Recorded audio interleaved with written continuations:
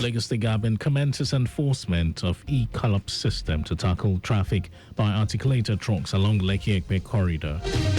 Nigerian Navy destroys illegal oil refineries in Rivers State. And foreign President Trump orders increase in migrant deportations. And in sport, former Super Eagles captain Sunday Olise frowns at appointment of foreign coaches. And now the details. I am Mike James. The Lagos government is set to commence enforcement of a technology-driven e-collapse system due to mounting traffic pressure caused by the increasing volume of articulated trucks along the Lekki Ekpe corridor. The Lekki Ekpe axis, which hosts critical investments such as the Dangote refinery, Lekki Deep Sea Port, and several oil and gas installations, continues to witness a surge in industrial and commercial activities. With only one major exit route in the area, this growth has intensified congestion concerns. In a recent interview, Lagos State Commissioner for Transportation Oluwaseun Oshiemi said an increase in the number of trucks plying the axis necessitated the introduction of the e-collapse system, while emphasizing the urgency of proactive traffic management measures. He explained that the e-collapse system is designed to prevent chaos on the roads by regulating truck movement using a structured scheduling framework, stating that under the new regime, truck operators will be required to register online and upload their authority to load ATL documents. Oshiemi said only trucks that are validated and cleared will be granted access to designated truck parks where they will await an electronic collapse notification before proceeding to their loading destinations, stressing that the process is aimed at reducing illegal parking, improving traffic flow, enhancing security and safeguarding road infrastructure along the busy corridor. The commissioner said the initiative marks another bold step by the state government in its commitment to transforming transportation and logistics management in Lagos, especially in fast-growing industrial hubs like the Lekki Ekpe axis. Lagos State government has advised residents not to engage in disposing of their refuse into the drains as the rains fall, warning that there are consequences for such act and the refuse will end up blocking the drains, causing flash floods. Commissioner for the Environment and Water Resources Tokunbo Wahab in a statement said all the drains in the state are being cleaned and maintained on a year-round basis to be able to contain runoff from rainfalls, warning that whenever more than usual rain falls, all concerted efforts are required to mitigate its effect. Wahab warned that the forecasts gathered from the state weather stations for the next few days has geostationary imagery showing thunderstorms and widespread connective rainfall with dense cloud cover. He urged residents of the state, especially those living in low-lying areas, to be on alert because with the intensity of the rainfall already experienced, many areas will encounter flash floods. President Bola Tinubu has directed security chiefs to implement his earlier directive to bring lasting peace and security to Benue State. According to his spokesman, Bayo Ononuga, the president renewed his order in the wake of the latest round of reprisal attacks that led to the death of many people. Tinubu charged Governor Hyacinth Alia with convening reconciliation meetings and dialogue among the warring parties to end the incessant bloodshed and bring lasting peace and harmonious coexistence between farmers, herders, and communities. Describing the killings and bloodletting as inhuman and anti-progress, President Tinubu called on political leaders and community leaders in conflict areas to stop fueling the crisis through unguarded utterances and statements that could further inflame tension. Benue State Police Command has arrested 14 suspects who hijacked the peaceful protest by some youths in Makurdi. The command said the suspects obstructed a roadway in Apia and outskirts of Makurdi, forcefully stopped a truck and set it ablaze with the yet-to-be-identified driver trapped inside. The command spokesperson, Udeme Edet, promised that the suspects will be prosecuted accordingly as investigations are ongoing to apprehend other culprits and instigators behind the violence. And while reiterating its support for lawful civic engagement, the command condemned acts of violence, destruction, and lawlessness.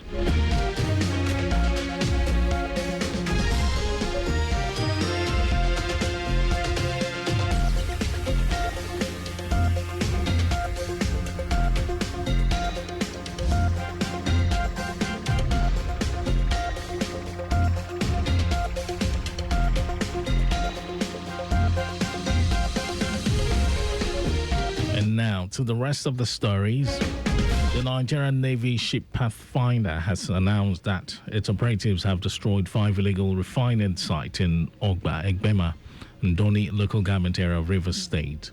The Navy said the sites used for massive illegal bunkering activities in the area had 62 ovens, 21 reservoirs, and 55 dugout pits containing approximately 50,000 liters of suspected stolen crude oil. The sites also contain 83,000 liters of legally refined automotive gas oil and 20,000 liters of refined kerosene unlawfully. Commander of Nigerian Navy ship Pathfinder, Kajetan Anyaku, said the feat followed a recent operation against crude oil theft and illegal bunkering activities in the area on 14th June by the NNS Pathfinder tactical team. Anyaku noted that the Nigerian Navy, under the leadership of the Chief of the Naval Staff, Vice Admiral Emmanuel Ogala, remains committed to combating crude oil theft and illegal bunkering activities, which pose significant threat to the nation's economy and energy security. The Economic Community of West African States, ECOWAS, has announced plans to organize a summit with the theme, The Future of the Community, to strategize on life without exited member states, Burkina Faso, Mali, and Niger Republic. The 3 Francophone countries who exited the bloc have since formed the Alliance of Sahel States, and the relations between the 3 countries and other members of ECOWAS got broken following the rejection of undemocratic change of government in the now AES states. The Vice President of the Committee on Administration and Finance, Damtien Chinchi Bija, commenced a 3-day midterm evaluation of the sub-region's implementation of the programs and activities of the community's institutions. She said the committee, which is sitting in Abuja, will also look at the difficult financial situation of the community and the state of recruitment within the institutions. And in some foreign news, United States President Donald Trump has ordered an expansion of the detention and deportation of migrants across the country as protests against his policies continue. Trump called on federal agencies to do all in their power to deliver the single latest mass deportation program in history, naming Los Angeles, Chicago, and New York as specific targets. These cities are among the many where large-scale protests have broken out against raids on undocumented migrants since 6th of June. Trump has faced legal challenges and criticism for his response to the protests, particularly his deployment of the military to quell the demonstrations. Trump said he had directed the entire administration to put every resource possible behind this effort. He also promised to prevent anyone who undermines the domestic tranquility of the United States from entering the country. And over to sports news. Former Super Eagles captain and coach Sunday Oliseh has strongly opposed the continued appointment of foreign managers to lead the Nigerian national team, arguing that competent indigenous coaches are being unfairly overlooked. Oliseh maintained that Nigerians possess the technical capacity and pedigree to handle the Super Eagles and should be given the opportunity to do so. He noted this amid the ongoing tenure of French-born former Mali international Eric Chelle, who was appointed in January 2025 by the Nigeria Football Federation to take over from interim coach Augustin Eguavoen. Chelle has since gone unbeaten in his first 5 matches in charge, recording 3 wins and 2 draws, including Nigeria's 1-1 result against Russia in June. Despite this promising start, Oliseh questioned the long-term reliance on expatriates, warning that such appointments undermine local development and show a lack of trust in homegrown talent. And that was our news at 12. Just before we go, maintain adequate distance from the vehicle ahead of you to avoid collision.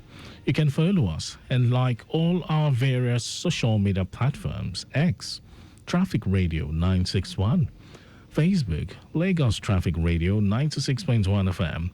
Instagram, Lagos Traffic Radio 961. Subscribe and watch our news and programs. It's live on YouTube, Traffic Radio 961. And you can visit our website, www.trafficradio961.ng. You can also listen to Lagos Traffic Radio 96.1 FM live on my Lagos app for timely updates. Did you know that the Sanwo-Olu administration initiated the Lagos State Employability Support Project to address the labor skill gap and unemployment problems? Well, you can get more details on the Lagos State Government website. And to end the news, here are the highlights of the major stories. The Lagos State Government is set to commence enforcement of a technology-driven e-collop system due to mounting traffic pressure caused by the increasing volume of articulated trucks along the Lekki-Ekpe corridor. The Nigerian Navy ship Pathfinder has announced that its operatives have destroyed 5 illegal refining sites in Ogba, Egbema, and Doni local government area of Rivers State. We also told you that United States President Donald Trump has ordered an expansion of the detention and deportation of migrants across the country as protests against his policies continue.